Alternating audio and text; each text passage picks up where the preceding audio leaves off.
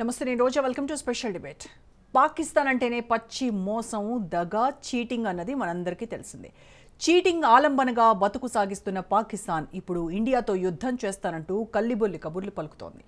India విషయంలో ఒళ్లంతా వాతలు పడిన తర్వాత కూడా పాకిస్తాన్ నానా యాగి చేస్తోంది. ఇప్పటికే ఆపరేషన్ సింధూర్తో పాకిస్తాన్కు లెఫ్ట్ అండ్ రైట్ ఇస్తోన్న ఇండియా ఈసారి ఏం చేసినా ఓ రేంజ్లో వార్నింగ్ ఇచ్చేందుకు సిద్ధమైన నేపథ్యంలో పాకిస్తాన్ రక్షణ మంత్రి ఆసిఫ్ ఖవాజా బాంబు పేల్చారు. ఇండియాతో పాకిస్తాన్ యుద్ధం చేయక తప్పదన్న వెర్షన్ వినిపించాడు. పాకిస్తాన్ రక్షణ మంత్రి ఆసిఫ్ ఖవాజా వ్యాఖ్యలతో రెండు దేశాల మధ్య యుద్ధ భయం నెలకొంది. ఇస్లామాబాద్లో జరిగిన ఓ ఇంటర్వ్యూలో ఆసిఫ్ యుద్ధంపై క్లారిటీ ఇచ్చారు.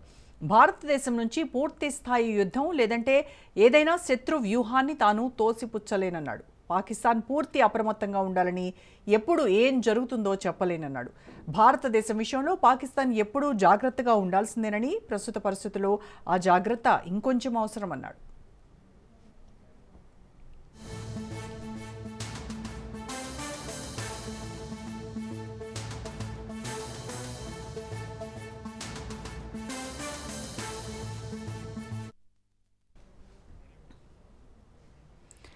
పాక్ మంత్రి వ్యాఖ్యలు భారత army chief general Upendra Dwivedi చేసిన వ్యాఖ్యల తర్వాత రావడం ప్రాధాన్యత సంతరించుకుంది. కొన్ని రోజుల క్రితం ఉపేంద్ర ద్వివేది ఆపరేషన్ సింధూర్ను 88 గంటల ట్రైలర్ మాత్రమేనని అభివర్ణించారు. అవసరమైతే భారత సైన్యం పొరుగు దేశాలను ఒళ్లు దగ్గర పెట్టుకుని ఉండేలా చేయగలదన్న భావనను ఆయన వ్యక్తం చేశారు. పొరుగు దేశాలు బాధ్యతాయుతంగా ఎలా ఉండాలో నేర్పించడానికి భారత బలగాలు సిద్ధంగా ఉన్నాయన్నారు. ఆర్మీ చీఫ్ వ్యాఖ్యలకు కౌంటర్గా ఇప్పుడు పాక్ మంత్రి మాటలున్నాయన్న భావన కలుగుతోంది. ఈ ఏడాది ఇప్పటికే భారత గడ్డపై 2 పెద్ద దాడులు పాక్ ఆలోచనలను స్పష్టం చేస్తున్నాయి. పహల్గాం ఘటన, న్యూఢిల్లీలో జరిగిన కార్ పేలుడుతో దేశవ్యాప్తంగా అలజడి రేగింది. ఈ నేపథ్యంలో సరిహద్దు భద్రతపై రెండు దేశాలు దూకుడుగా వ్యవహరిస్తున్నాయి. పాక్ ఆఫ్ఘనిస్తాన్ సరిహద్దులో ఇటీవల తీవ్రమైన ఘర్షణలు చోటు చేసుకుంటున్నాయి. తాలిబాన్ దాడులు, పాకిస్తాన్ వైమానిక ప్రతీకారాలు, రెండు వైపులా మరణాలు, ఈ మొత్తం పరిస్థితి పాక్కు ఇబ్బంది కలిగిస్తున్నాయి. అయితే ఆఫ్ఘనిస్తాన్ నుంచి పాకిస్తాన్పై జరుగుతున్న దాడులకు భారతదేశం పరోక్ష మద్దతిస్తోందని తాజాగా ఆసిఫ్ ఖవాజా మరోసారి ఆరోపించడం ఆ దేశ ఎజెండా ఏంటో అర్థమయ్యేలా చేస్తున్నాయి.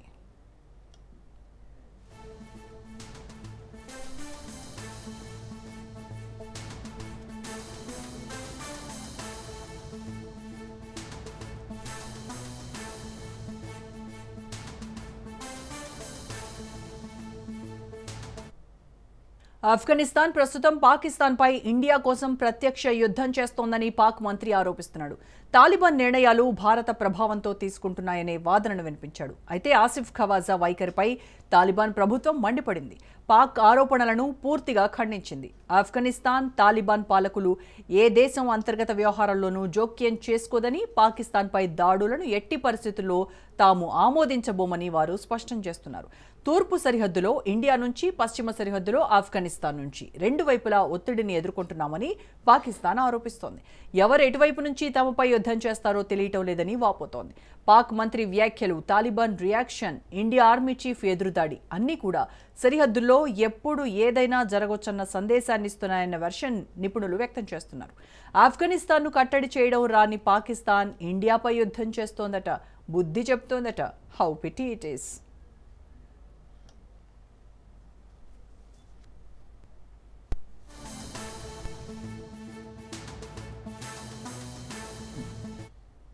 రైట్, దీనికి సంబంధించి పూర్తి విశ్లేషణ అందించడానికి మనతో జాయిన్ అవుతున్నారు ప్రముఖ అనలిస్ట్ మామిడి గిరిధర్ గారు. నమస్కారం అండి గిరిధర్ గారు. నమస్తే అమ్మా రోజా, మీ ప్రేక్షకులందరికీ నమస్కారాలు. ఎస్ సార్, ఇప్పుడు పాక్ రక్షణ మంత్రి పూర్తి యుద్ధాన్ని తోసిపుచ్చలేము అని చెప్పినటువంటి వ్యాఖ్యలు నిజంగా చాలా అనుమానాలకు తావిస్తున్నటువంటి పరిస్థితి. ఏం జరగబోతోంది అనేది. అయితే ఇది కేవలం పొలిటికల్ రిటారిక్గా చూడాలంటారా, లేదంటే పాక్ ఆర్మీ ఇంటర్నల్ అసెస్మెంట్ ప్రకారం ఇండియాతో ఫుల్ స్కేల్ యుద్ధం చేయడానికి సిద్ధంగా ఉంది అని చెప్పేటువంటి దీనిలో భాగంగానే ఇలాంటి వ్యాఖ్యలు చేశాడు అనుకోవాలా? అమ్మా, రిటారిక్ కూడా అనాలో లేదో మన పెద్ద ప్రశ్న. ఎందుకంటే ఈరోజు వాళ్ళ పరిస్థితి ఏంటో ప్రపంచం అందరికీ తెలుసు. భారతదేశం పక్కన పెడదాం, భారతదేశంతో వాళ్ళు నిజంగా యుద్ధం చేస్తేనే తట్టుకోలేరు, వాళ్ళు బతకలేరు, ఆ విషయం అందరికీ తెలుసు, వాళ్ళకు కూడా తెలుసు. ఆఫ్ఘనిస్తాన్ తాలిబాన్తో యుద్ధం చేస్తే వాళ్ళు ఓడిపోయారు, అది కూడా పక్కన పెడదాం. టీటీపీ, తెహ్రీకే తాలిబాన్ పాకిస్తాన్, ఖైబర్ పఖ్తూన్ఖ్వాలో ఉన్నటువంటి శక్తి ఏదైతే ఉన్నదో, అలాగే బలూచిస్తాన్ లిబరేషన్ ఆర్మీ, వీళ్ళు ఓడించలేకపోతున్నారు. ప్రతిరోజు ఒక క్యాంప్ని వాళ్ళు కబ్జా చేసుకుంటున్నారు. 10-15 మంది సైనికులు చంపుతున్నారు. వీళ్ళ అస్త్రాలు, వీళ్ళ గన్స్, వీళ్ళ అమ్యునిషన్, వీళ్ళ ఆఖరికి వీళ్ళ యూనిఫామ్స్ ని, వీళ్ళ అండర్వేర్ బనియన్లతో సహా వాళ్ళు ఎత్తుకొని వెళ్ళిపోయి వీడియోలు చేస్తున్నారు టీడీపీ. అలాగే బలూచిస్తాన్ అదే పరిస్థితి. వీళ్ళు ఎన్నో ప్రాంతాలు అంటే ఆఫ్ఘాన్ బార్డర్ లో ఉన్నటువంటి ప్రాంతాలలో పాక్ సైన్యం వెళ్ళడానికి వణుకుతుంది. ఒకవేళ అక్కడ క్యాంపుల్లో ఉన్నా కానీ కూడా రాత్రిపూట బయటికి రావడానికి భయపడుతున్నారు. అటువంటి పరిస్థితి. తాలిబాన్ మర్చిపోండి, పాక్ ఆఫ్ఘనిస్తాన్ తాలిబాన్ ఓడించేటువంటి శక్తి కూడా ఈరోజు పాక్ ఆర్మీకి లేదు. మనకి ఇంతకంటే ముందర ఉన్నటువంటి ఆర్మీ చీఫ్ బాజ్వా అతను చెప్పినట్టు విషయం మనకు గుర్తు తెచ్చుకోవాలి. మనం భారతదేశంతో యుద్ధం చేయడం అనేది ఒక హాస్యాస్పదమైన విషయం. మన దగ్గర జీపుల్లో పెట్రోల్ వేయడానికి మన దగ్గర పెట్రోల్ లేదని చెప్పాడు. సో ఇది అక్కడ వాళ్ళ యాక్చువల్ పరిస్థితి. మొన్న ఆపరేషన్ సింధూర్ లో మనం కొట్టిన దెబ్బకు ఈ రోజు దాకా వాళ్ళు తేలుకోలేదు. ఇన్ఫాక్ట్ కొన్ని ఎయిర్ రన్వేస్ అయితే ఇప్పటిదాకా కూడా అక్కడ ఉన్నటువంటి ఆ గుంటలు పూడ్చుకోలేకపోయారు. ఆ మెటీరియల్ అక్కడ పెద్ద పెద్ద హెవీ ఎయిర్ క్రాఫ్ట్స్ వెళ్ళడానికి కావాల్సినటువంటి ఆ స్ట్రెంగ్త్ వాళ్ళు చేయాలంటే వాళ్ళు చేతన అవ్వట్లేదు. 6 నెలలైనా ఇంకా 1-2 మనకు రన్వేస్ ఇంకా ఇప్పుడు కూడా సెట్ చేసుకోలేదు వాళ్ళు. ప్లస్ వాళ్ళు ఆ రోజు మనకు నూర్ ఖాన్ ఎయిర్ బేస్ ఉన్నది మనకు రావల్పిండి ఇస్లామాబాద్ మధ్యలో ఉంటుంది. అది అక్కడ ఉన్నటువంటి దాని గతంలో చక్లాలా ఎయిర్ బేస్ అనేవాళ్ళు, ఇప్పుడు దాన్ని నూర్ ఖాన్ ఎయిర్ బేస్ అని పిలుస్తున్నారు. మనకు గనక సరిహద్దులు లైన్ ఆఫ్ కంట్రోల్ కాకుండా ఇంటర్నేషనల్ బార్డర్ లో POJK లేకుండా వాళ్ళ అధీనంలో లేకుండా మన అధీనంలోనే ఉంటే గనక మన బార్డర్ నుంచి 20 కిలోమీటర్ దూరంలో ఉంటుంది. అది అంతే. కొద్దిగా బఫర్ వచ్చింది కాబట్టి వాడికి ఒక 50-60 కిలోమీటర్ల బఫర్ ఉంది. ఆ నూర్ ఖాన్ ఎయిర్ బేస్ లో ఒక బిల్డింగ్ ని మనం కొట్టాం. ఆ బిల్డింగ్ లో 4-5 అంతస్తులు భూమి కింద వాళ్ళ న్యూక్లియర్ కమాండ్ టీం కూర్చొని ఉంది.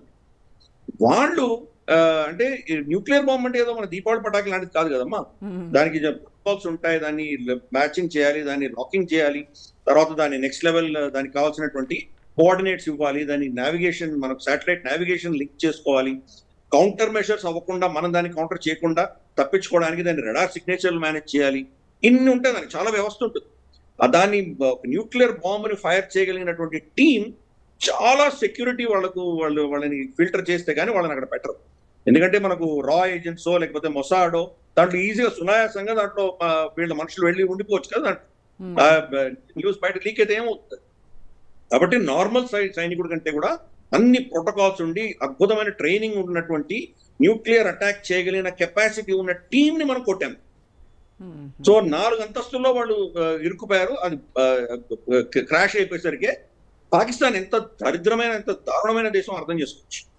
వాళ్ళ సైనికులు వాళ్ళ దేశం కోసం బలిదానం ఇచ్చినటువంటి ఇంతటి న్యూక్లియర్ వెపన్ ని వాడగలిగిన క్షమత ఉన్నటువంటి వ్యక్తులు చనిపోతే శవాలు కూడా బయటకు తీయలేదు అక్కడి నుంచి. ఎందుకు శవాలు అక్కడి నుంచి బయటకు తీస్తే శాటిలైట్ లో మనం చూస్తాం కదా. అందుకని దాన్ని రోడ్ బుల్డోజర్ వేసి దాన్ని మొత్తం పూర్తి చేశారు. అంత నికృష్టమైన దేశం. వాళ్ళ దేశం కోసం బలిదానం ఇచ్చిన వాళ్ళకు కూడా గౌరవించినటువంటి దేశం. కాబట్టి ఈ రోజు మన మీద న్యూక్లియర్ అటాక్ చేయాలంటే వాళ్ళ దగ్గర మనుషులు లేదు. రన్వే దెబ్బతింటే రన్వే రిపేర్ చేసుకోవచ్చు, ఎయిర్ క్రాఫ్ట్ పోతే కనుక ఎయిర్ క్రాఫ్ట్ కొనుక్కోవచ్చు, లీజుకు తెచ్చుకోవచ్చు, ఏదైనా చేయొచ్చు. కానీ మనుషులు లేరు. మనుషుల మీద తయారు చేయాలంటే ఒక దశకం పడుతుంది. అంత సునాయాసమైన విషయం చిన్న పని కాదు. కాబట్టి ఈ రోజు వాళ్ళు మనల్ని అటాక్ చేసేటువంటి పరిస్థితిలో లేనే లేరు. అయితే ఉపేంద్ర ద్వివేది చెప్పినట్టుగా సార్ ఇది 88 గంటల జస్ట్ ట్రైలర్ మాత్రమే చూపించాం మనము అని అన్నారు. అంటే అసలు నిజంగా పూర్తి సినిమా చూడాలి అని అంటే పాకిస్తాన్ వల్ల అవ్వనటువంటి పని అది. డెఫినెట్ గా మనం యాక్చువల్ గా ఆపరేషన్ సింధూర్ లో 2-3 అంశాలు. ఒకటి, వాడి శక్తి ఏంటో మనం టెస్ట్ చేసాం. ఎందుకంటే వాడికి ఉన్న శక్తి అంతా చైనీస్, ఆల్మోస్ట్ 81% మొత్తం చైనీస్ ఎక్కువ పెట్టిన కొడుతున్నాడు. మిగతాది అమెరికా నుంచి తెచ్చుకున్నాడు. కాబట్టి వాళ్ళు ఉన్న వీక్నెస్ లో మనం బాగా పసిగట్టాం. దాన్ని వాడు ఇప్పటిలో పూడ్చుకోలేడు. 2, మన క్షమత ఏంటో మనం ఎక్కడెక్కడ మనం ఎన్హాన్స్ చేసుకోవాలో దాని గురించి మనం ఫోకస్ పెట్టాం. ఈ 6 నెలలలో ఎన్నో ప్రొక్యూర్మెంట్స్ చేస్తున్నాం, ఎన్నో యుద్ధ విన్యాసాలు చేస్తున్నాం. రీసెంట్ గా నవంబర్ మొదటి వారంలో మనం చూస్తే కనుక త్రిశూల్ అని చెప్పేసి మనం ఒక యుద్ధ విన్యాసం చేసాం, ఎక్సర్సైజెస్ చేసాం. పంజాబ్ నుంచి తీసుకుని సర్ క్రీక్, గుజరాత్ లో ఉన్నటువంటి కచ్ ప్రాంతంగా అక్కడ, తర్వాత సముద్రంలో INS విక్రాంత్ వెళ్ళింది. ఎంతో చాలా ఆల్మోస్ట్ 25-30% అరేబియన్ సీ సముద్రం అంతా కూడా మనం నోటం ఇష్యూ చేసాం. నోటం అంటే నోటీస్ టు ఎయిర్మెన్. అంటే అక్కడ మీరు ఫ్లైట్ లో వెళ్ళకండి, సివిలియన్ ఎయిర్ క్రాఫ్ట్స్ వెళ్తే కనుక మా మిసైల్స్ మా ఎయిర్ క్రాఫ్ట్ లో వెళ్తాయి, అది మనం నోటీస్ ఇష్యూ చేసాం. ఇది పశ్చిమ ప్రాంతంలో జరుగుతుండగా మనకు ఈశాన్య రాష్ట్రంలో మనకు అరుణాచల్ ప్రదేశ్ లో ప్రచండ పూర్వ ప్రహార్ అని చెప్పి అక్కడ కూడా ఒకటి చేశాం. అది కూడా త్రివిధ దళాలు దాంట్లో ఇన్వాల్వ్ అయ్యాం. అంటే మన చైనాకి బంగ్లాదేశ్ కూడా వార్నింగ్ ఇస్తుంది. రేపు పాకిస్తాన్తో మేము ఏమైనా చర్యలు చేయదలుచుకుంటే మీరు మధ్యలో మమ్మల్ని ఇంటర్ఫియర్ అయ్యామని చేస్తే దానికి కూడా మేము రెడీగా ఉన్నామని మెసేజ్ పంపించాం. ప్లస్ అమెరికా తోటి పెసిఫిక్ ఓషన్ లో గువామ్ తోటి మనం ఎక్సర్సైజ్ చేస్తున్నాం. కొన్ని ప్రొక్యూర్మెంట్స్, ఎమర్జెన్సీ ప్రొక్యూర్మెంట్స్ చేస్తున్నాం. వాళ్ళ air beyond visual range air to air missiles అని ఉంటాయి, BBRAAM అంటారు. అది అమెరికా నుంచి తెచ్చుకున్నారు. చైనా యొక్క PL-15E మన మీద వాడారు లాస్ట్ టైం ఆపరేషన్ సింధూర్. మనం చూసాం దానికి చాలా నైపుణ్యంతో మనం చాకచక్యంగా మనకి ఎటువంటి డ్యామేజ్ లేకుండా తప్పించుకోగలిగి. అవన్నీ మన భూమిలో పడిపోయింది. దాన్ని మన వాళ్ళు రివర్స్ ఇంజనీరింగ్ చేసి మనకు అస్త్రా MK2 అనే సెకండ్ వర్షన్ మనం తీసుకొచ్చాం. అది యాక్చువల్గా వచ్చే సంవత్సరం 2026లో దాన్ని లాంచ్ చేయాలి. కానీ ఇప్పుడు ఇమ్మీడియట్ గా మనం లిమిటెడ్ సప్లై ప్రొక్యూర్మెంట్ పెడుతున్నాం. సో ఇప్పుడు ఇమ్మీడియట్ గా వస్తున్నాయి. అంటే నెక్స్ట్ ఆపరేషన్ సింధూర్ నెక్స్ట్ లెవెల్కి తీసుకెళ్లాలంటే దానిలో సిద్ధపడుతుంది. నేను చెప్పొచ్చేది ఏంటంటే గత 6 నెలల్లో అగ్రెసివ్ గా మనం అప్పుడు ఆపరేషన్ సింధూర్లో మనం నేర్చుకున్న గుణపాఠాల ఆధారంగా ఎన్నో ఎక్సర్సైజ్ చేస్తున్నాము, ఎన్నో ప్రొక్యూర్మెంట్స్ చేస్తున్నాం. దానికి భిన్నంగా పాకిస్తాన్ చూస్తే, పాకిస్తాన్ ఏం చేస్తుంది, అసిమ్ మునీర్ ఈ రోజు తను బతుకుంటాడా లేదా అన్నటువంటి భయంతో ముందర వచ్చేసి తనని ఫీల్డ్ మార్షల్ చేసుకున్నాడు. తర్వాత 27th అమెండ్మెంట్ తీసుకొచ్చి యావజ్జీవము అతనికి ఎటువంటి కష్టం లేకుండా ఇమ్యూనిటీ తెచ్చుకున్నాడు. దాన్ని ఎవరు కోర్టులో ఏమి ఛాలెంజ్ చేయలేరు. ఫర్ ఇన్స్టెన్స్ మనకు ముషరఫ్ ని మృత్యుదండన విధించింది ఒక కోర్టు అప్పట్లో. అందుకనే అతను దుబాయ్లోనే ఉన్నాడు. చనిపోయిన తర్వాత శవం తీసుకొచ్చి కూర్చారు. అటువంటి పరిస్థితి రాకుండా అసీం మునీర్ ఏం చేశారంటే చట్టబద్ధంగా రాజ్యాంగాన్ని సవరించి తనని ఎవరు ముట్టలేనటువంటి పరిస్థితి తీసుకొచ్చాడు. అది చేయవలసిన అవసరం ఎందుకు వచ్చింది? భయపడుతున్న వ్యక్తే చేస్తాడు కదా. ఆ అమెండ్మెంట్ వల్ల పాకిస్తాన్ కానీ పాకిస్తాన్ ప్రజలకు కానీ ఎటువంటి లాభమైనా ఉందా? ఒక వ్యక్తికి లాభం చేకూర్చేటువంటి చట్టం తీసుకొచ్చాడు. ఇవన్నీ ఎందుకు చేస్తున్నాడు? భయపడుతున్నాడు. మనకు యుద్ధం చేసే క్షమత లేదు, కానీ ప్రగల్భాలు పలకాలి కాబట్టి ఏదో చెప్తున్నాడు. ఇది మా సైన్యం కాదు, అల్లా సైన్యం. మన జార్డన్ రాజు వచ్చాడు అక్కడికి, ఆ ఊరు పాకిస్తాన్కి. వస్తే అతను ముందర ప్రగల్భాలు పలకడం అన్నమాట. ఇది అల్లా సైన్యం, అందుకనే అల్లా గెలిచాడు. మన మేలో భారతదేశాన్ని చుట్టూగా మనం ఓడించాము, వాళ్ళ రఫాయిల్ని కొట్టాము, వాళ్ళ S-400 కొట్టాము. ఇది ఒక ఫేక్ నెరేటివ్ నడిపిస్తున్నారు. కానీ వాళ్ళు గుండెల్లో తెలుసు వాళ్ళు ఎంత దెబ్బతిన్నారో ఏంటో పరిస్థితి వాళ్ళు. ఇప్పుడు మన దగ్గర నుంచి వచ్చిన స్టేట్మెంట్స్, రాజ్నాథ్ సింగ్ గారు కానీ జనరల్ ద్వివేది కానీ వీళ్ళందరూ చెప్తోంది ఏంటంటే కనుక నెక్స్ట్ టైం ఆపరేషన్స్ వస్తే పాకిస్తాన్ చరిత్ర మారిపోతుంది, పాకిస్తాన్ భౌగోళికమైనటువంటి వాళ్ళ మ్యాప్ మారిపోతుంది. ఈ 2 వార్నింగ్స్ ఇచ్చాం. ఎప్పుడు కూడాను ఇంతవరకు మనం పాకిస్తాన్ ఎస్టాబ్లిష్మెంట్, పాకిస్తాన్ సైన్యం కానీ వాళ్ళ ప్రభుత్వాన్ని కానీ ఎప్పుడూ టార్గెట్ చేయలేదు. ఇన్ఫాక్ట్ ఆపరేషన్ సింధూర్ లో కూడా మనం టార్గెట్ చేయలేదు. మనం ఫస్ట్ వెళ్ళి బహావల్పూర్ లో మసూద్ అజర్ క్యాంప్ కొట్టాము. అలాగే మనం హఫీజ్ సయీద్ క్యాంప్ మనం ఇక్కడ లాహోర్ లో కొట్టాము. ఈ 2 టెర్రరిస్ట్ క్యాంపులు మాత్రమే కొట్టాము. 11 స్థావరాలు ఎక్కడైతే కొట్టామో అవన్నీ కూడా టెర్రరిస్ట్ క్యాంప్స్ లో కొట్టాము. వాడు మనమే రిటాలియేట్ చేస్తే మనం రిటాలియేట్ చేసాం. గతంలో మనం చూసాం, గత 3-4 సంవత్సరాలుగా అజ్ఞాత బందూకుదారులు భారత వ్యతిరేకమైన శక్తులను చంపేస్తున్నారు. ఖలిస్తానీ కావచ్చు, లేదా మనకు కాశ్మీరీ వేర్పాటువాదులు కావచ్చు, వీళ్ళకి వత్తాసు పడుతున్న వాళ్ళందరూ చనిపోయారు. ఇన్ఫాక్ట్ కండార్ హైజాక్ లో పార్టిసిపేట్ చేసినటువంటి, అప్పుడు దీంట్లో వాళ్ళ పాత్ర ఉన్నటువంటి వ్యక్తులు కూడా చనిపోయారు. వాళ్ళని చంపిన వాళ్ళు ఎవరో ఈ రోజు పాకిస్తాన్ పట్టుకోలేకపోయింది. మరంత అద్భుతమైనటువంటి ISI మనకు మొసాడ్ కంటే, మనకు MI6 కంటే, మనకు అమెరికన్ ఇంటెలిజెన్స్ కంటే చాలా గొప్పది వాళ్ళు డబ్బా కొట్టుకుంటారు కదా. మేము సోవియట్ యూనియన్ ఓడించాము, అమెరికాను ఓడించాము, ఆఫ్ఘనిస్తాన్ నుంచి చెప్పుకునేటువంటి సైన్యము ఒక్కను కూడా పట్టుకోలేకపోయారే. మరి ఇంతమంది ఆ దేశంలో చంపిన వాళ్ళు పట్టుకోలేకపోయారు. మనం కూడా ఏం చేసాము, వాళ్ళని మాత్రమే టార్గెట్ చేసాం, పాకిస్తాన్ ప్రభుత్వాన్ని టార్గెట్ చేయాలి. వీళ్ళని హ్యాండిల్ చేసి ISI హ్యాండిలర్స్ మనం టచ్ చేయాలి. అలాగే మనం పాక్ పొలిటికల్ ఎస్టాబ్లిష్మెంట్ కానీ మిలిటరీ ఎస్టాబ్లిష్మెంట్ కానీ మనం టచ్ చేయాలి. కాబట్టి ఇప్పటిదాకా కూడా మనం చాలా రెస్ట్రైన్డ్ గా ఉన్నాం. ఏమి కూడా ఎవరి మీద మనం టార్గెట్ చేయకుండా ఓన్లీ మనకు వ్యతిరేకమైన శక్తుల్నే ఓవర్ట్ గా కావచ్చు, కోవర్ట్ గా కావచ్చు, 2 విధాల మనం ప్రత్యక్షంగా కావచ్చు, పరోక్షంగా కావచ్చు, వీళ్ళనే టార్గెట్ చేస్తాం. పాకిస్తాన్ లో ఎవరిని టచ్ చేయలేదు, ఈ రోజు దాకా టచ్ చేయలేదు. ఇప్పుడు పాకిస్తాన్ పరిస్థితి ఏంటి సార్? అంటే పాకిస్తాన్ ఇటువైపు పశ్చిమ సరిహద్దులోనేమో తాలిబాన్, TTP వీళ్ళ దాడులు ఒకవైపు, తర్వాత ఇటు చూస్తేనేమో తూర్పు సరిహద్దుల్లో ఇండియా ఒత్తిడి మరోవైపు. అంటే ఈ 2 ఫ్రంట్ థ్రెట్ని పాక్ ఆర్మీ ఎంత ఎఫెక్టివ్గా హ్యాండిల్ చేస్తుందంటారు? పాక్ ఆర్మీకి మనకు నైతిక విలువలు ఏమీ లేవు. ఎవరు డాలర్లు వాడి చేతికి ఇస్తే వాళ్ళు ఏం చెప్తే అది చేస్తారు. డాన్స్ చేయమంటే డాన్స్ చేస్తారు, అక్కడ కుప్పగంతులు ఏమంటే కుప్పగంతులు వేస్తారు. ఇంకా పచ్చిగా చెప్పాలంటే వాళ్ళు లిటరల్ గా ఒక వేశ్యావృత్తి చేస్తున్నారు. పాకిస్తాన్, మనకు చైనా కావచ్చు, అమెరికా కావచ్చు, వాళ్ళ డాలర్ల కోసం వాళ్ళ తల్లులు కూడా అమ్ముకునేటువంటి పరిస్థితి. ఇన్ఫాక్ట్ ఎంత దారుణమైన పరిస్థితి అంటే ఒక జనరల్, నేను పేరు మర్చిపోయాను నేను యాక్చువల్గా, అతను తన సొంత కొడుకు ఈ ఒక మద్రసాలో పాకిస్తాన్ సైన్యము, పాకిస్తాన్ పోలీసు వెళ్ళి రైడ్ చేసినప్పుడు, లాల్ మస్జిద్ అని ఉండేది అక్కడ లాహోర్ లో ఉంది, దాన్ని అటాక్ చేసి అక్కడందరినీ చంపుతున్నప్పుడు తన సొంత ఏకైక కొడుకు, ఒకడే కొడుకు, అతను చనిపోయాడు. సొంత కూడా అతను ఈ జాడ్యం వదిలిపెట్టాడు. అంటే మనకు అలాగే మన పెషావర్ లో ఆర్మీ స్కూల్లో అటాక్ జరిగి ఎంతో మంది పిల్లలు చచ్చిపోయారు. అయినా వీళ్ళకి అంటే వాళ్ళ వ్యక్తిగతమైన స్వలాభం తప్ప తన భార్య, పిల్లలు, తల్లి, తండ్రి కూడా వాళ్ళకి అక్కర్లేదు. డాలర్లు పడేస్తే కనుక అటువంటి నైజం వాడు. కాబట్టి అటువంటి దేశం మరి బతకడానికి ఇష్టం లేదు వాళ్ళకి, చావు కోసం వెయిట్ చేస్తున్నటువంటి దేశాన్ని మనం ఎలా హ్యాండిల్ చేయగలమా? ఇక్కడ ఏమీ లేదు ప్రపంచంలో, చచ్చిపోతే కనుక 72 మంది కన్యలు నాకు స్వర్గంలో దొరుకుతారు కాబట్టి చావుకు సిద్ధంగా ఉన్నాను అన్నవాడిని మనం ఎలా హ్యాండిల్ చేయగలం?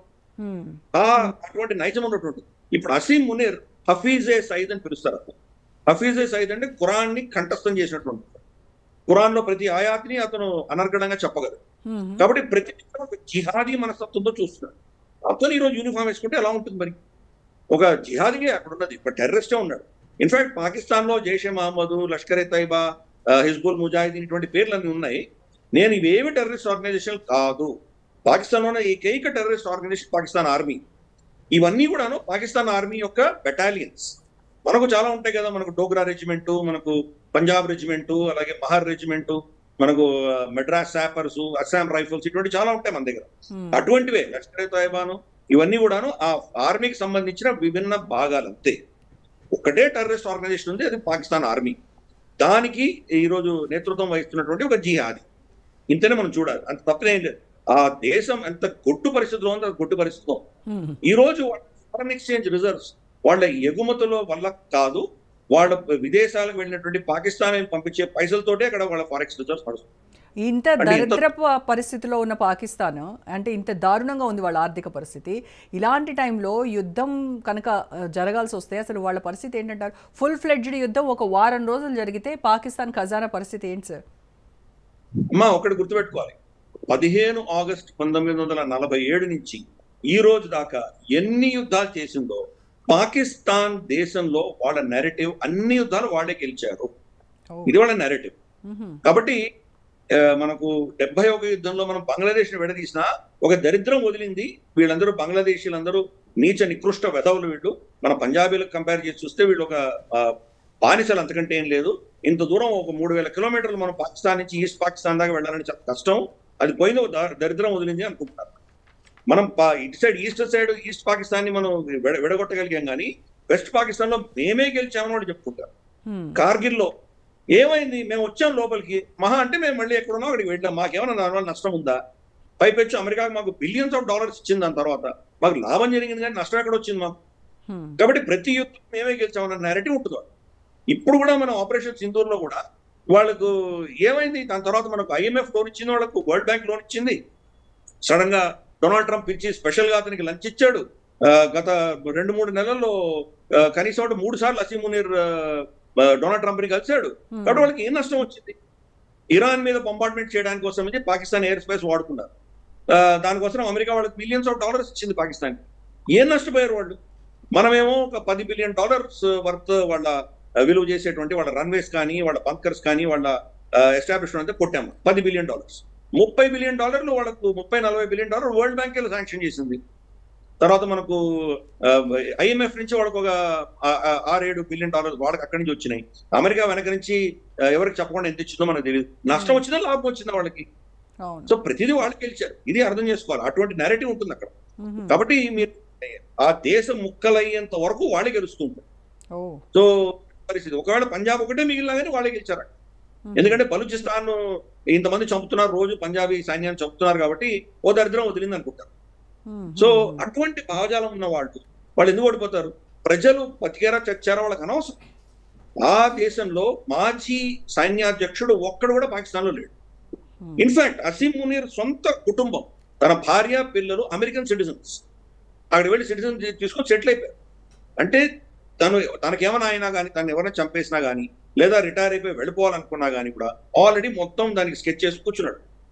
కాబట్టి ఆ దేశం, ప్రతి దేశానికి ఒక సైన్యం ఉంటుంది. పాకిస్తాన్ లో సైన్యానికి ఒక దేశం. ఆ దేశం పని ఏంటంటే ఈ సైన్యాన్ని పోషించడమే వాళ్ళ ఏకైక లక్ష్యం. అది అలా ఉందని దేశం తయారైంది, అలా తయారైంది. కాబట్టి ఆ దేశానికి నిష్కృతి ఎక్కడ ఉంటుందమ్మా? కాబట్టి వాళ్ళ ప్రజలు నాకు కష్టపడుతున్నారా, తిండి లేకుండా అలమటిస్తున్నారా, వాళ్ళకి అనవసరం. జుల్ఫికర్ అలీ భుట్టో 1971 యుద్ధం అయిన తర్వాత అప్పుడు అనౌన్స్ చేశాడు అతను, మేము గడ్డి తినే పరిస్థితికి వచ్చినా కానీ మేము గడ్డి తింటాం, కానీ న్యూక్లియర్ బాంబు తయారు చేసి కూర్చుంటాం అన్నాడు. ఈ రోజు వాళ్ళ దగ్గర న్యూక్లియర్ బాంబులు ఉన్నాయి, గడ్డి కూడా తింటున్నారు. సో అది వాళ్ళ పరిస్థితి. కాబట్టి వాళ్ళలో మేము ఓటమి అన్నది వాళ్ళకు ఉండదు. అటువంటి భావజాలం ఉన్న వాళ్ళని మీరు ఎంత కొట్టినా, వాళ్ళు దెబ్బలు తిన్నా మేమే గెలిచామని లేస్తారు. కాబట్టి అది అటు ఒక పెక్యులర్ దేశం, అది దానికి ఉన్నటువంటి నైతిక విలువలు కానీ, వాళ్ళకు ఉన్నటువంటి ఒక దేశానికి ఉండవలసినటువంటి ఏ అవయవాలు కూడా వాళ్ళకి ఏమి పనిచేయగలరు. ఇప్పుడు ఇండియన్ బార్డర్స్ దగ్గర ఎందుకు సార్ గత 10 రోజులుగా ఈ Pak army Pak air force ఎందుకు బార్డర్స్ దగ్గర తిరుగుతూ ఉంది? అంటే అక్కడ జస్ట్ ఇది డిటారెంట్ సిగ్నలింగ్ గా చూడాలా, లేకపోతే రియల్ ప్రిపరేషన్ గా చూడాలంటారా? మనం చెప్పాను కదా ఇందాక, ఆపరేషన్ త్రిశూల్ పేరిట మనం అక్కడ యుద్ధ విన్యాసాలు చేసాం. అవును. రఫాయ్, సుఖాయిలు, మనకు జగువార్లు, మనకు మిరాజులు, తర్వాత మన తేజస్, ఇవన్నీ కూడా తిరుగుతున్నాయి అక్కడ. లైవ్ ఫైర్, బ్రహ్మోస్ ఫైర్ చేశారు. సో ఇంత చేస్తూ ఉంటే వాడి దగ్గర నుంచి రెస్పాన్స్ లేదంటే ఎప్పుడో ఒకప్పుడు సడన్ గా మనం మన సైడ్ ఈ యుద్ధ విన్యాసాలు ఒక్కసారి తిరిగి అక్కడ వెళ్ళి కొట్టొచ్చామంటే వాడు ఏం చేయగలడు వాడు? కాబట్టి వాడు కూడా ఏదో చేసినట్టు చూపించారు. మనం 10 విమానాలు ఎగరేస్తే వాడు ఒక విమానం ఎగరేస్తుంది. ఎందుకంటే వాడికి ఆయిల్ లేదు, అంత కష్ట పరిస్థితిలో ఉన్నాడు వాడు. కాబట్టి వాడు ఏదో ఎగురుతున్నామని చూపించుకుంటున్నాడు, కానీ మనం చేస్తున్నటువంటి యుద్ధ విన్యాసాలను కంపేర్ చేసి చూస్తే 10% కూడా లేదు. అంత భయంతో ఉన్నాడు. ఇన్ఫాక్ట్ మనం ఏవియేషన్ చరిత్రలో, అంటే ఆకాశంలో ఎగిరేటువంటి యుద్ధాలు అన్నట్టు మొదలైనప్పటి నుంచి ఇప్పటి వరకు లాంగెస్ట్ కిల్ మనం చేశాం. 300 కిలోమీటర్ల దూరంలో ఉన్నటువంటి వాళ్ళ ఏవాక్స్ అంటే advanced warning and control systems అంటారు. అంటే ఆకాశంలో ఉన్నటువంటి రేడార్ అనుకుందాం. ఆ రేడార్ అంటే దాంట్లో అస్త్రాలు ఉండవు, షూట్ చేయదు, కానీ ఆకాశంలో ఎగురుతూ రేడార్ లో చూస్తూ వాళ్ళ మిగతా సైనిక స్థావరాలకు కావచ్చు, వాళ్ళ పైన ఆకాశంలో ఉన్నటువంటి వాళ్ళ ఎయిర్ క్రాఫ్ట్స్ కావచ్చు, ఫైటర్ ఎయిర్ క్రాఫ్ట్స్, వీళ్ళకి అన్నింటి కూడా మెసేజ్ ఇస్తూ ఉంటుంది. దాన్ని ఏవాక్స్ అంటారు. 300 కిలోమీటర్లు ఆల్మోస్ట్ పెట్టా దగ్గర, అంటే ఆఫ్ఘనిస్తాన్ బార్డర్ లో అది ఎగురుతుంది.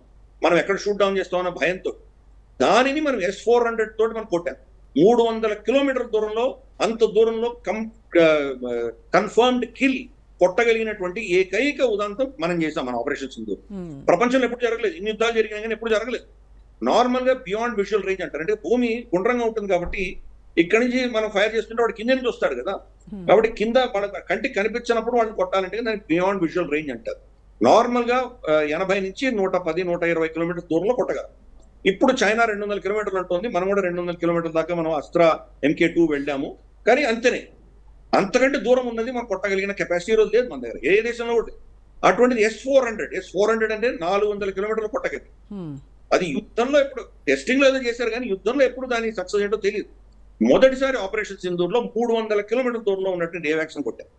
పాకిస్తాన్ భూమి అంత, ఇక్కడ నుంచి మన భారత సరిహద్దు నుంచి ఆఫ్ఘనిస్తాన్ సరిహద్దు దాకా 300 కిలోమీటర్ల కంటే ఎక్కువ లేదు. కాబట్టి వాళ్ళు తప్పించుకోవాలంటే ఆఫ్ఘనిస్తాన్ లోకి వెళ్ళదు. భారతదేశంలో ఉన్నంత వరకు ఎక్కడున్నా వాడిని కొట్టచ్చు. అంటే మన సరిహద్దు దాటకుండా కొట్టచ్చు, మన బార్డర్ లోనే ఉంటూ వాడిని ఎక్కడైనా కొట్టచ్చు. మనకు బలూచిస్తాన్ లో కొట్టచ్చు, ఖైబర్ పఖ్తూన్ఖ్వాలో కొట్టచ్చు, ఉత్తరాన ఉన్నటువంటి గిల్గిట్ బాల్టిస్తాన్ లో కొట్టచ్చు, ఎక్కడైనా కొట్టచ్చు. మన సరిహద్దు దాటకుండా, సరిహద్దు దాటమంటే ఇంకేం చేయగలం అర్థం చేసుకోవచ్చు. కాబట్టి ఈ రోజు చాలా భయకంపితమైంది ఉంది ఆ దేశం, భయంతో వణికిపోతున్నారు. బయట మాత్రం ప్రగల్భాలు చెప్తున్నారు. అందుకనే తన పొజిషన్ సేఫ్ చేసుకోవడానికే అసీం మునీర్ ఇవన్నీ చేస్తున్నాడు. ఫస్ట్ ఫీల్డ్ మార్షల్ అన్నాడు, యావత్ జీవితకాలం తను ఎవరు ప్రశ్నించలేనటువంటి ఒక ఇమ్యూనిటీ తెచ్చుకున్నాడు చట్టపరంగా, ప్లస్ అడిషనల్ శక్తి తెచ్చుకున్నాడు. గతంలో అతను ఆర్మీ చీఫ్ మాత్రమే, ఇప్పుడు ఆర్మీ, నేవీ, ఎయిర్ ఫోర్స్ 3 కూడా తన అధీనంలో ఉండబోతున్నాయి. అలాగే కోర్టుని 2 ముక్కలు చేశారు. అంటే తనను ప్రశ్నించగలిగినటువంటి క్షమత ఎవరికీ లేదు.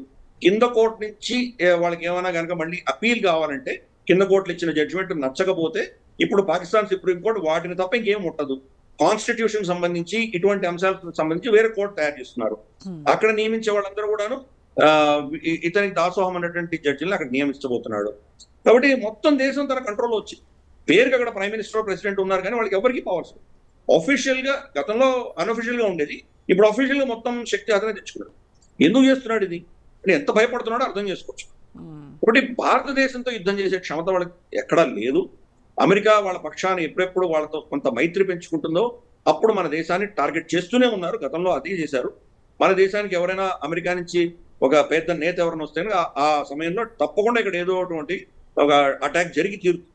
మనకు బిల్ క్లింటన్ వచ్చినప్పుడు చిట్టి సింగ్ పురా అని చెప్పి కశ్మీర్లో అక్కడ మనకు ఖలిస్తానీ సిక్కులను చంపారు. ఖలిస్తానీ కాదు, సారీ, మన దేశంలో ఉన్నట్టు సిక్కులను చంపారు. కశ్మీర్లో ఉన్న సిక్కులను చంపారు. ఖలిస్తానీ మూకలు కూడా పెట్టి పోషిస్తున్నారు కాబట్టి సిక్కుల వ్యతిరేకం రాకుండా ఉండడానికి ఇది ఫాల్స్ ఫ్లాగ్ ఆపరేషన్. భారతదేశం వాళ్ళ సైన్యమే వాళ్ళనే చంపుకున్నారు అని చెప్పి వాళ్ళు ఒక నెరేటివ్ తయారు చేశారు. మేము సిక్కులు ఎందుకు చంపుతాం, సిక్కులు మాకు కావాలి, అలా ఒక నెరేటివ్ పెట్టారు. అలాగే మనకు జేడీ వ్యాన్స్ వచ్చినప్పుడు మనకి పహల్గాం ఘటన జరిగింది. అలా అక్కడి నుంచి ఎవరు వచ్చినా ఘటన జరుగుతుంది. వాళ్ళ గోర్ అని చెప్పేసి వాళ్ళ కొత్త అంబాసిడర్, భారతదేశానికి నియమించినటువంటి అంబాసిడర్, అతను ప్రమాణ స్వీకారం చేయడానికి వచ్చిన రోజే మనకి ఢిల్లీ ఘటన జరిగింది. ప్రతిసారి ఏదో ఇటువంటివి చేస్తున్నారు. కానీ భారతదేశం నుంచి ప్రతిక్రియ ఉంటుందని తెలిసి కూడా ఎందుకు చేస్తున్నారంటే దానికి వాళ్ళ పైసలు, ఎందుకంటే సర్వైవల్. ఈ రోజు ఆ దేశం ముక్కలవుతోంది కాబట్టి బాహ్య శత్రువును చూపించారు. అంతర్గత విషయాలని వాళ్ళు మనసు మళ్లించడానికి కోసం వాళ్ళ ప్రజల్ని వేరే ఒక బాహ్య శత్రువును చూపించాలి. అది కూడా కాఫిర్ దేశమైనటువంటి భారతదేశాన్ని చూపిస్తే వాళ్ళందరూ మళ్ళీ కలిసిపోతారు, అసీం యూనియన్ మీద ప్రెషర్ తగ్గుతుంది అన్నది ఒక పెద్ద స్ట్రాటజీ. భారతదేశంతో యుద్ధం ఈరోజు జరిగితే కనుక దాన్ని సంతోషించి దానివల్ల లాభపడేది అసీం. ఎందుకంటే 2 న్యూక్లియర్ దేశాలు ఎప్పుడు కూడా రెండో ప్రపంచ యుద్ధం తర్వాత ఎప్పుడు యుద్ధం చేయలేదు. మొదటిసారి లైన్ ఆఫ్ కంట్రోల్ దాటి కొట్టేంది బాలాకోట్లో మనమే ఫస్ట్ టైం చేసాం. రెండవది ఆపరేషన్ సింధూర్. ఇప్పుడు మళ్ళీ యుద్ధం జరిగితే కనుక ప్రపంచం అంతా వచ్చి యుద్ధాన్ని ఆపేస్తారు. అమెరికా కావచ్చు, సౌదీ అరేబియా కావచ్చు, ఎందుకంటే మన మిత్రులు చాలా మంది ఉంటారు. వీళ్ళందరూ మన మీద ఒత్తిడి తీసుకొచ్చి ఆపండి అంటారు. 3-4 రోజులు ఎక్కువ యుద్ధం సాగనివ్వకుండా ఆపుతారు. పాకిస్తాన్ ఏంటంటే 10 రోజులు మాత్రమే యుద్ధం చేయగలదు. వాళ్ళు అంతకంటే శక్తి లేదు వాళ్ళ దగ్గర, ఇంధనం లేదు వాళ్ళ దగ్గర, ఆయిల్ లేదు, అమ్యునిషన్ లేదు వాళ్ళ దగ్గర, ఏమీ లేవు. 10 రోజులు కనుక వాళ్ళు తట్టుకొని బతకగలిగితే ఏదో ఎవరో శక్తి వచ్చి భారతదేశాన్ని ఆపేస్తారు. అది వాళ్ళ ఈక్వేషన్ అంతా. 10 రోజుల కంటే మనం ఎక్కువ యుద్ధం చేసామంటే మనం ఏం చేయగలదు, వాళ్ళు అలాగే దాసోమని కాళ్ళ మీద పడిపోతారు. సో ఈ 10 రోజులే మనం ఆపాల్సి వస్తుంది. ఒత్తిడి, భయంకరమైన ఒత్తిడి వస్తుంది మనకి. సౌదీ అరేబియా నుంచి తప్పకుండా వస్తుంది. సౌదీ అరేబియాకి మంచి మైత్రి ఉంది కదా, వాళ్ళు ఒత్తిడి తీసుకొస్తారు. అలాగే మనకి యుఏఈ ఒత్తిడి తీసుకొస్తుంది. అమెరికా ఆఫ్ కోర్స్ వాళ్ళు ఒత్తిడి తీసుకొస్తారు. ఇలా ఎన్నో దేశాలు మన మీద ఒత్తిడి తీసుకొచ్చేసరికి మనం బహుశా 4-5 రోజులు మనం కూడా ఆపాల్సి వచ్చేటువంటి పరిస్థితి రావచ్చు. ఇప్పుడు చైనాతో ఎలా ఉంది సార్ పాక్ సంబంధాలు? అంటే వాళ్ళ మిలిటరీ అలయన్స్ కావచ్చు, ఇవన్నీ ఇప్పుడు ఎంత స్ట్రాంగ్ గా ఉన్నాయి? చైనా ఈ రోజు పాకిస్తాన్ అంటే చాలా గుర్రనుందమ్మా.